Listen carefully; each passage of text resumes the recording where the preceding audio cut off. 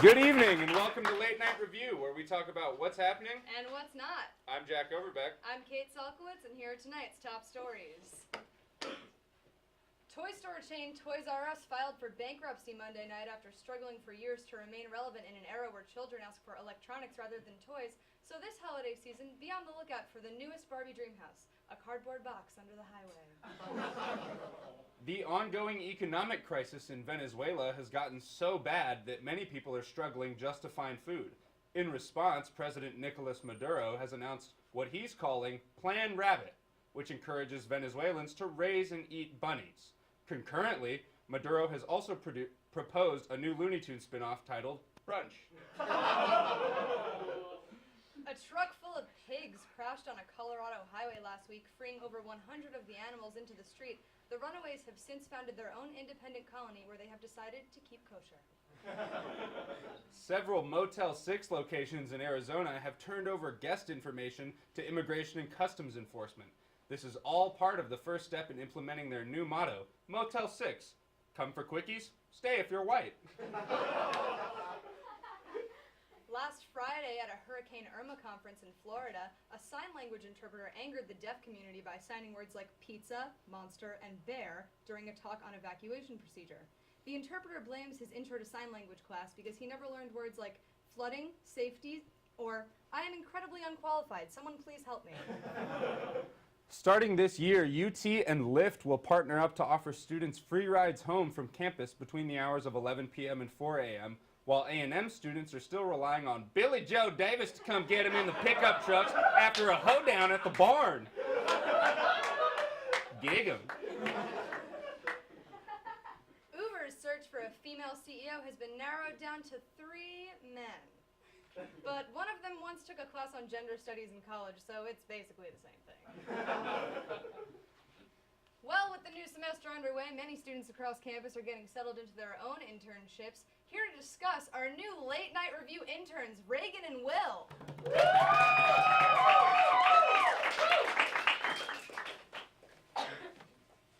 Howdy. You guys aren't exactly in dress code. Did you go to wardrobe before you came on air? Listen, lady, dress for the job you want, not for the job you have. Amen. Is that job Texas dads? How does that work? I never knew my dad. All right. So have you two enjoyed working for a real TV station? It's aggressively horrible. It's great. So guys, for the people at home curious about internships in television, can you tell us a little bit about the kind of responsibilities a job like this entails? Well, standard stuff like getting coffee for the crew, keeping the studio clean. Ugh, and the paperwork, all the freaking paperwork. Yeah, no, tic-tac-toe games against yourself don't count as paperwork. Just keep doing well.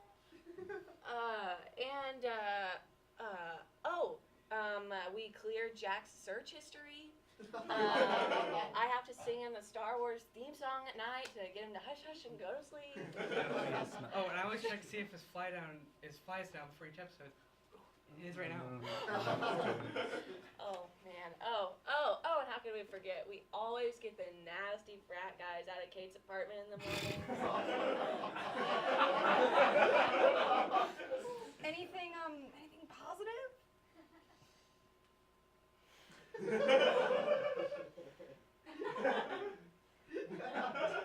Well, I mean, we get to watch some of the old L&R tapes sometimes. It's kind of fun, I guess. Yeah, we have a running tally on how many jokes y'all recycled. Oh, and the other day I finally won a game of Minesweeper. All right. So, do you guys want to be anchors on the show someday? I mean, we pretty much already are. I mean, we already write all of your jokes. Good one. All right, well, we gotta go fill in on the teleprompter now. And if it scrolls too fast, it's totally an accident. The Late Night Review interns. Yeah. Well, the UT Engineering Department kicked off another annual Career Expo on Tuesday. Recruiters were thrilled to meet bright, young, up-and-coming individuals, while engineering majors were thrilled that they got to leave their rooms. In the aftermath of Hurricanes Irma and Harvey, a new storm, Hurricane Maria, now threatens the Caribbean, or as it will henceforth be known, New Atlantis. 200 Air Berlin pilots called in sick all on the same day, causing widespread delays and flight cancellations. Even more suspicious, the 2,000 tiny liquor bottles suddenly missing from the airplane food carts. President Trump recently appointed GOP congressman and guy who just found out they're all out of Chick-fil-A sauce, Jim Bridenstine, to be the new head of NASA. Bridenstine has absolutely no scientific credentials, aside from once serving as the director of the Tulsa Air and Space Museum. So it's kind of like seeing a little boy playing with a toy car, tossing him your keys, and then letting him drive it to Mars. Ted Cruz made headlines this past week on 9/11's 16th anniversary when he liked a pornographic video on Twitter. Huh.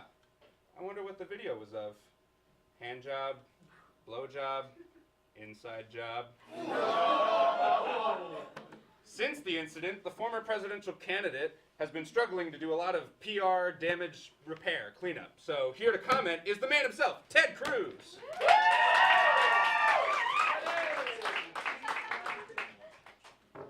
Hello, Jack and Kate. It is absolutely great to be here. I'm a huge, huge fan of your work. In fact, your website is fantastic. I love tstv.com. Whoa, that is not our website. At all. Might want to take down that link too. All right. So, Ted, about this whole mess you've gotten yourself into, what do you make of it? Well, okay. First off, that was a complete and total mistake. I did not mean to post that. What I was doing was just looking up information on my constituents. And how does porn factor into that, Ted? Well, put it this way. A lot of my constituents are in Iowa, and what is the main staple crop in Iowa? Corn. There's a great website that I heard about. It's called cornhub.com. And that C and the P keys, they're so close together, easy typo to make. They're literally on opposite sides of the keyboard. Must have been a different keyboard. Okay. Also, isn't it a bit weird you liking a porn video when you've openly stated that you don't believe people have the right to masturbate? I am passionately against self-passion. Even since my days as a young law clerk in the Supreme Court, when we were trying to ban pornography, we were researching legislation, and we saw the filth come up on the screen, and our eyes went wide, just like that. and Justice Sandra Day O'Connor looked at it, and she just went, "Oh my." Well, okay then.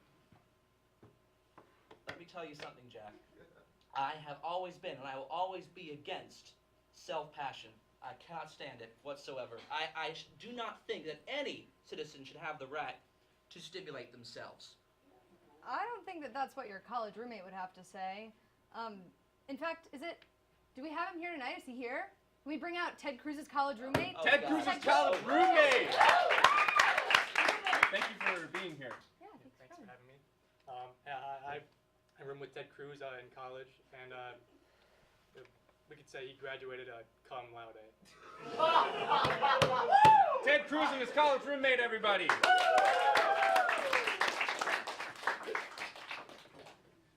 Well, a Kentucky family is now on the search for the man who broke into a funeral home and dressed himself in their late granddad's clothes. Police currently have no leads, but we're looking at you, Macklemore.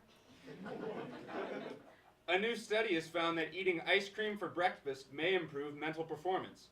However, the results of that study were quickly thrown out when it was discovered that the research was conducted by Carvel's own Fudgy the Whale.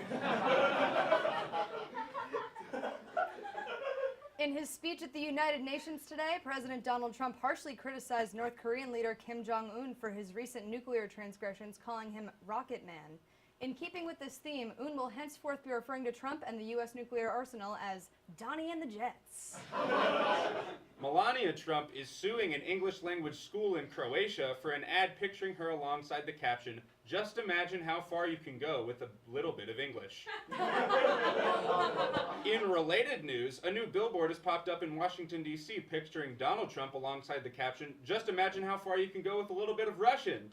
For Late Night Review, I'm Jack Overbeck. I'm